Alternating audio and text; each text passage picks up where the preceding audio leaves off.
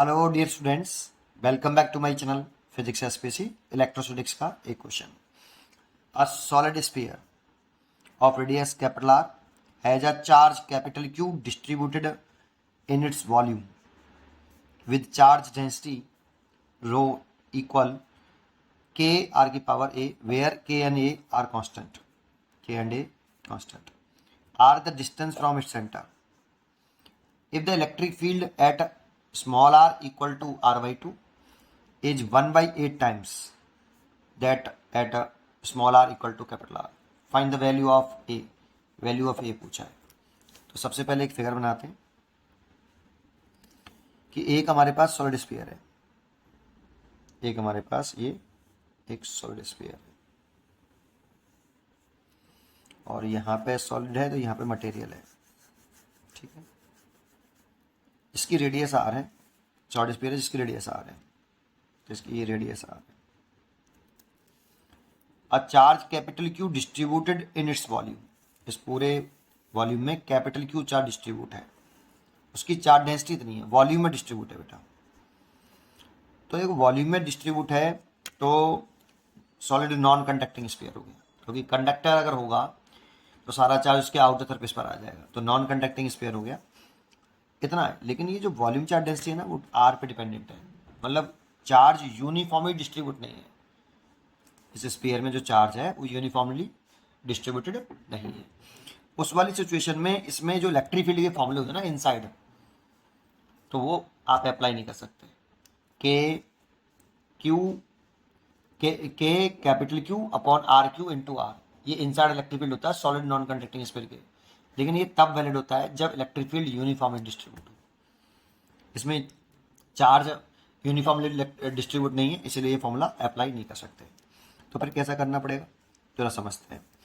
यहाँ पे हमें वॉल्यूम चार्ज डेंसिटी दे रखी है क्वेश्चन में, वॉल्यूम चार्ज डेंसिटी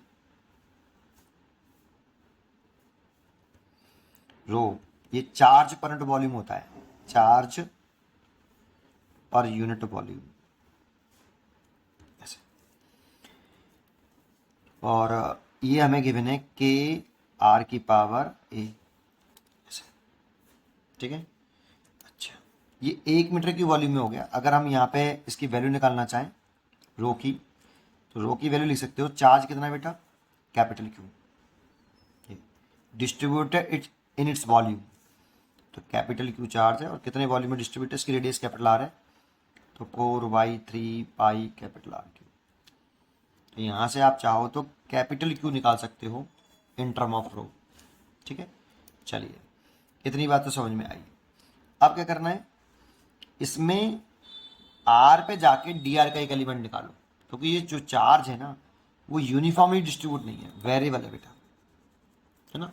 तो आर पे जाके डी आर का एक एलिमेंट काट लो आप, आर पे जाके डी आर का एक एलिमेंट काट लो ऐसे।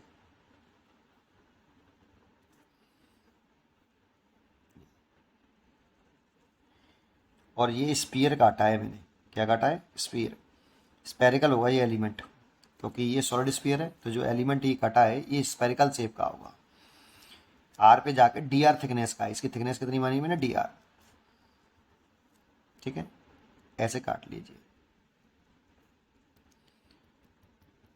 अब इस जो मैंने सैडेड पोर्शन है ना, इसका वॉल्यूम बताइए, वॉल्यूम ये डीवी क्यों लिखा है, छोटा सा काटा है, तो इस इतने का जो सैडेड पोर्शन है इसका ही वॉल्यूम पूछ रहा हूँ मैं आपसे बस केवल। तो वॉल्यूम निकालें तो ये कैसी शेप का है बेटा, स्पेरिकल शेप का है ये, है ना। तो वॉल्यूम कैसे लिखें, तो इसका रेडियस कितनी है बेटा, आर, तो area into thickness, area into thickness, और एरिया हो गया 4πr² जो कि स्पेरिकल शेप का है, और थिकनेस हो गई डी आर। देखो एरिया की यूनिट मीटर स्क्वायर और थिकनेस की मीटर, मल्टीप्लाई करेंगे तो वॉल्यूम की यूनिट बन गई, तो इसलिए इस तरह से वॉल्यूम निकालेंगे। लेकिन ये जो वॉल्यूम आया, स्मॉल वॉल्यूम आया है, वेरी स्मॉल वॉल्यूम है आपका, ये इस सैडेड वाले पोर्शन का वॉल्यूम निकला। इसी वॉल्यूम के अंदर कितना चार्ज है, डी क्यू, इस वॉल्यूम में कितना चार्ज डिस्ट्रीब्यूट है डीवी वॉल्यूम में, उसे निकालना है डी क्यू। कैसे निकालें, रो क्या चीज़ है, ये 1 मीटर क्यूब वॉल्यूम में चार्ज होता है, चार्ज पर वॉल्यूम, तो 1 मीटर की वॉल्यूम में चार्ज है रो, तो 2 मीटर की वॉल्यूम में कितना होगा 2 रो। 1 मीटर की वॉल्यूम में रो, तो 2 मीटर की वॉल्यूम में 2 रो। 3 मीटर की वॉल्यूम में 3 रो। ऐसे ही इतने वॉल्यूम में कितना चार्ज, तो Q इंटू डी। ये 1 मीटर की वॉल्यूम में चार्ज, तो डीवी वॉल्यूम में कितना चार्ज, डी क्यू।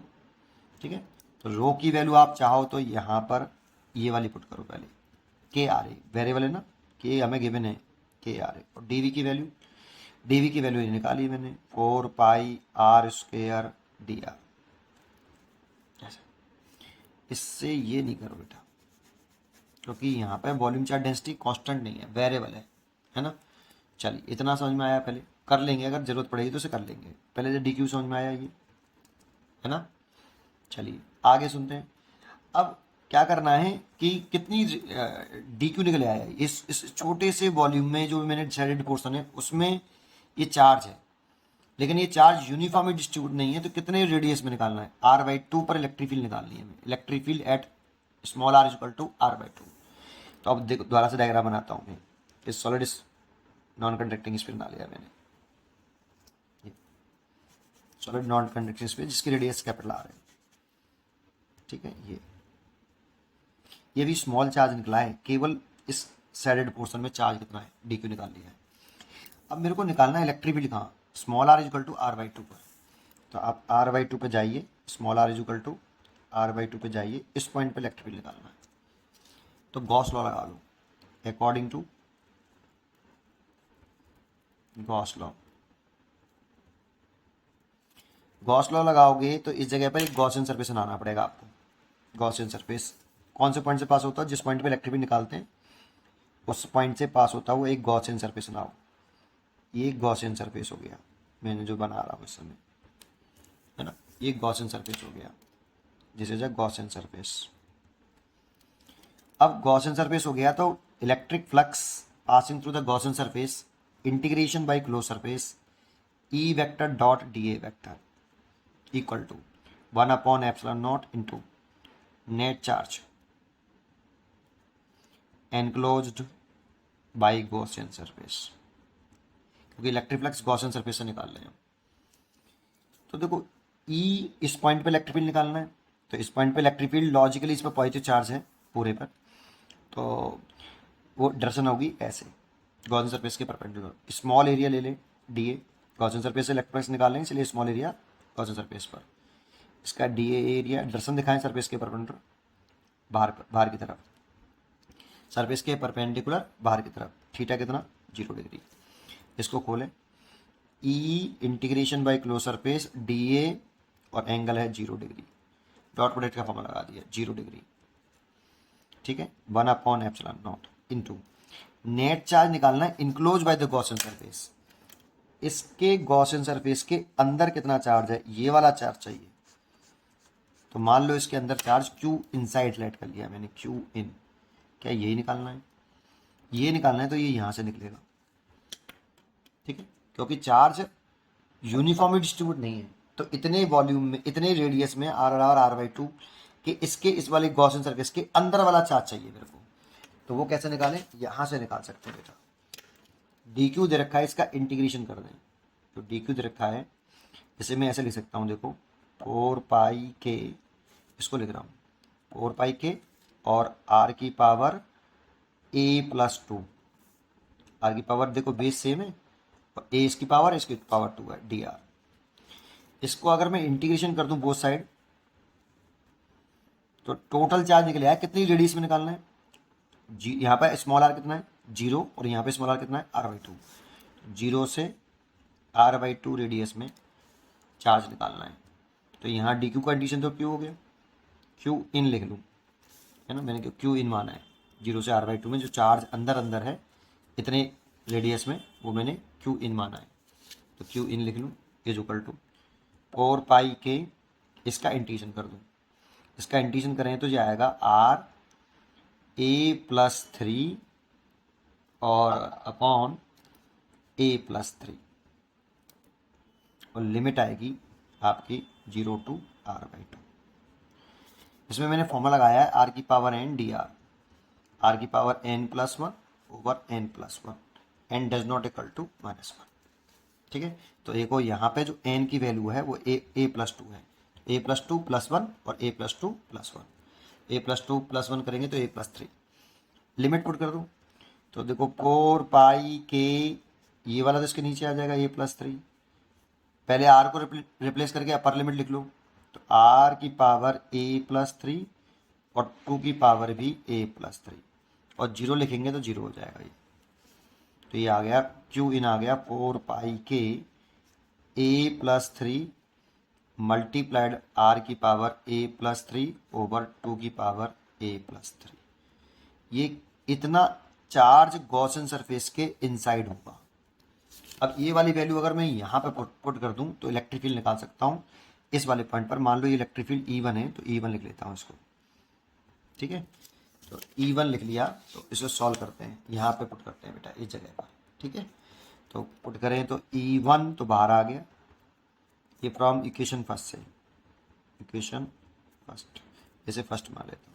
ठीक है, E1 बाहर आ गया, cos जीरो की वैल्यू 1 हो गई, इंटीग्रेशन डी ए लो surface by integration d A is equal to 1/ε0 into Q इनकी वैल्यू ये वाली 4 पाई के ए प्लस थ्री आर की power A plus three upon two A की पावर 2 की power A plus three. D A का integration करें तो डी ए किसका पार्ट है? गॉसियन सरफेस के एक छोटे से पार्ट का एरिया है। इसका इंटीग्रेशन करेंगे तो इस गॉसियन सरफेस का टोटल एरिया निकल आएगा, जिसकी रेडियस कितनी है? Small r, that means r/2। तो गॉसियन सरफेस जो है एक स्पेरिकल शेप की है ये, इसीलिए यहाँ पर आएगा गॉसियन सरफेस का total area E1 into 4 pi small r की वैल्यू r/2, तो r/2 का होल स्क्वायर। ठीक है, इक्वल टू 1/ε0 इंटू 4 पाई के ए प्लस थ्री आर की पावर ए प्लस थ्री और 2 की power A plus three. Copy कर दिया। देखो इस 4 पाई से तो ये 4 पाई कैंसिल हो गया। E1 is equal to 1/ε0 A plus three, ये वाला लिखा है मैंने भी, और के भी लिख दिया। ठीक है, ये वाला इतना लिख लिया, 4 पाई से तो 4 पाई कट गया, के और नीचे हो गया ε0 ए प्लस थ्री।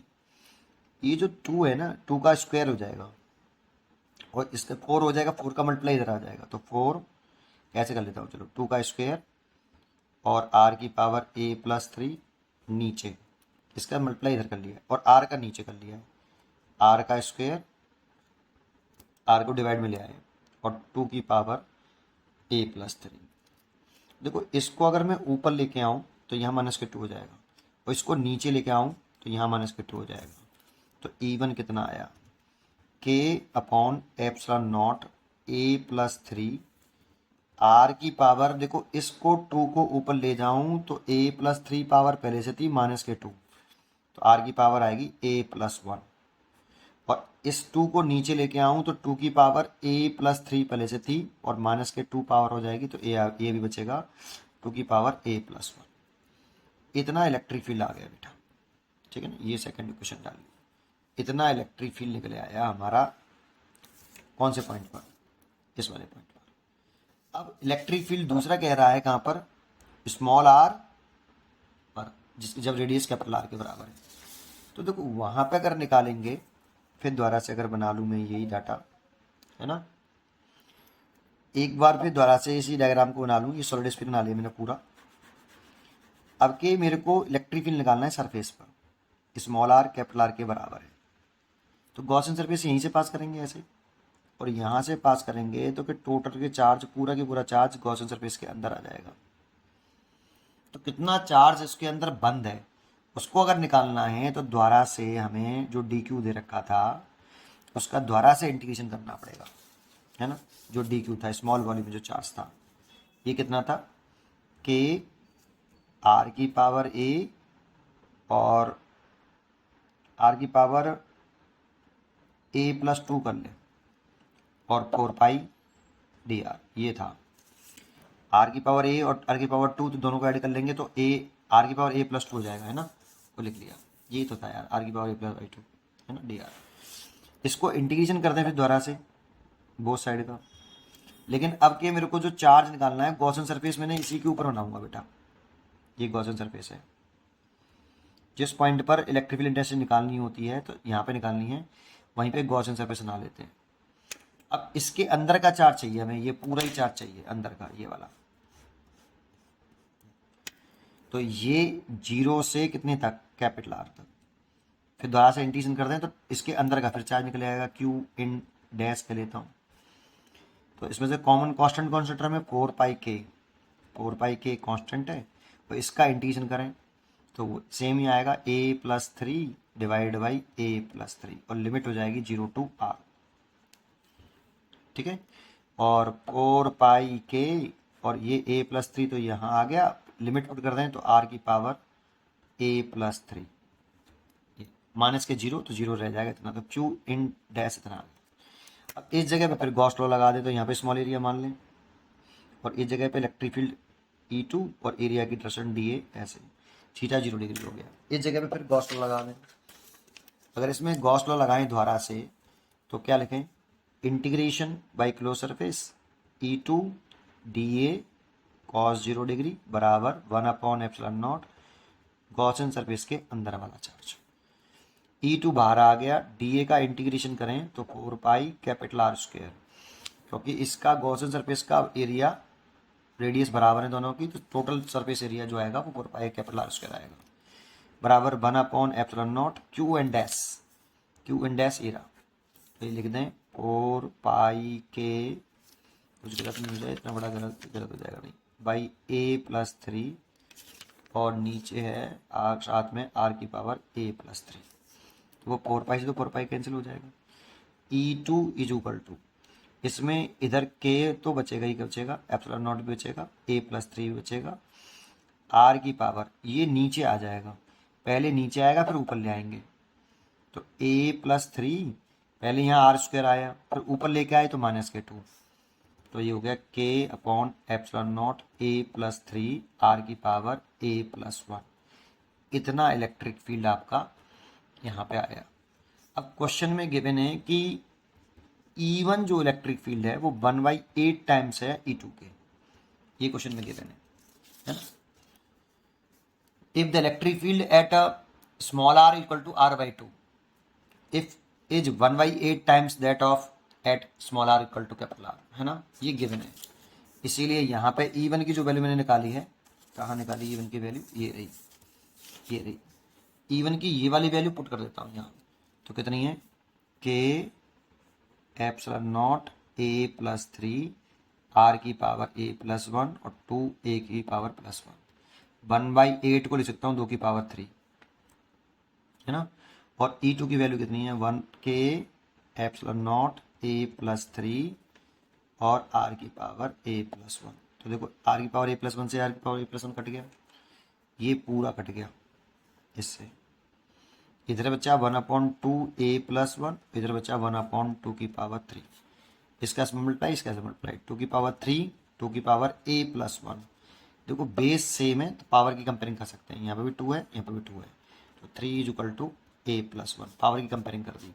यहाँ से a निकालें तो इसको उधर ले आओ, 3 - 1 that means a equal to 2, तो a की वैल्यू 2 आएगी। उम्मीद करता हूँ कि आपको ये क्वेश्चन जरूर समझ में आया होगा। पढ़ते रहिए और खुश रहिए। Thank you.